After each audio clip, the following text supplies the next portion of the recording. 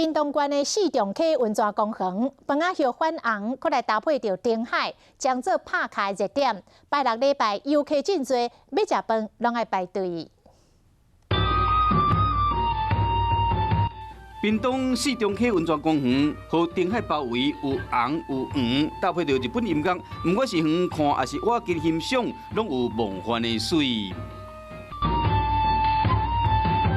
周末假日人有够多，为浸脚浸温泉，尤其是暗时开灯了后，大家收钱要翕夜景。多一些旅游景点，蛮好的。已经整个街道都是人，这个好像，这个感觉是比过年还恐怖，3万多人。屏东县政府今年用作四重溪红红灯海，成功带动观光的人数，为即马到2月份，拢有使来遮浸温泉、赏美景、食美食。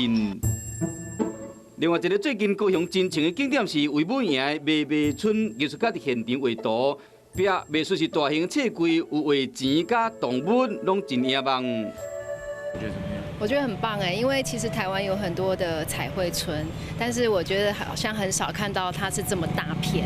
大型街路彩绘和老社区有新的生命，嘛变成热门的转开景点。